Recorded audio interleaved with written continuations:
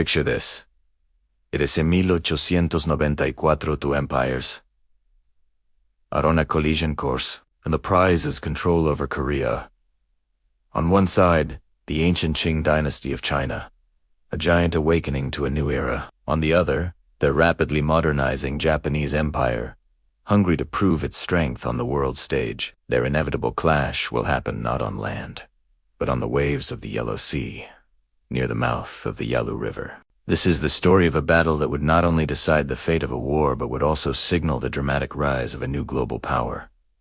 The stage was set. The Qing dynasty's Beiyang fleet was a formidable force on paper. They had massive ironclad battleships, bristling with heavy gunships like the Dingyuan and Zhenyuan were true sea monsters of their time. They were bigger, more heavily armored, and looked invincible. Their mission was simple: escort troop transports to Korea.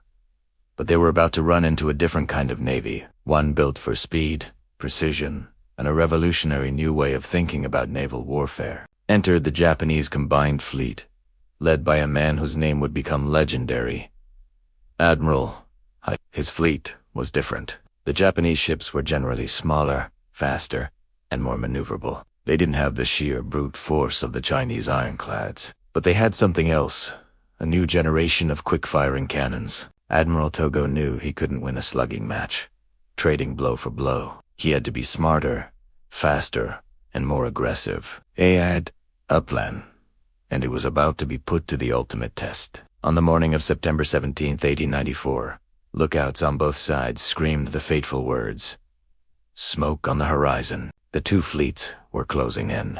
The Chinese admiral, Ding Ruchang, arranged his ships in a wedge formation, a classic tactic designed to break an enemy line. It was a strong, defensive posture. But Admiral Togo wasn't interested in playing by the old rules. He saw the Chinese formation and knew exactly what to do. Instead of meeting them head-on, Togo ordered his fleet to form a single line-ahead formation, one ship following the other. Using their superior speed, the Japanese ships didn't charge the wedge.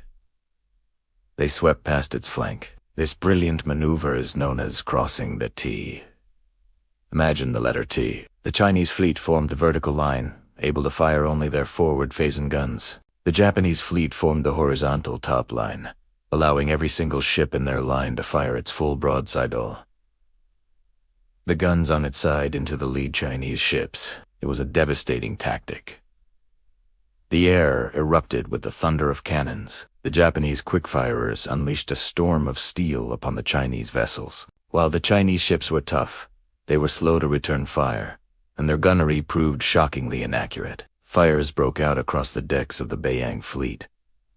The Japanese ships, zipping past at higher speeds, were harder targets to hit. They circled and pummeled the Chinese fleet relentlessly, concentrating their fire on one ship after another. The Chinese sailors fought bravely, but they were caught in a tactical trap. Their massive battleships were becoming burning, floating wrecks. After 5 brutal hours of combat, the battle was decided.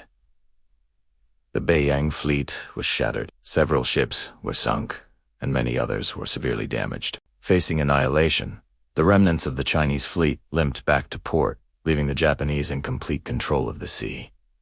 The victory was absolute and shocking to the world. A nation considered Asturu had just decisively defeated its ancient teacher. The Battle of the Yalu River was more than just a naval victory. It was a turning point in world history. It showcased the stunning success of Japan's Meiji Restoration and its rapid military modernization. For China, the defeat was a national humiliation that accelerated the decline of the Qing dynasty. This battle proved that modern tactics, superior training, and technological advantage could overcome sheer size and numbers. It announced Japan's arrival as a major power and set the stage for the geopolitical dramas of the 20th century. Admiral Togo's brilliant leadership cemented his legacy as one of history's great naval commanders. Thank you so much for joining me on this deep dive into naval history. If you found this story as fascinating as I do, please hit that like button, subscribe for more, and let me know in the comments what battle you'd like to see covered next. See you in the next video.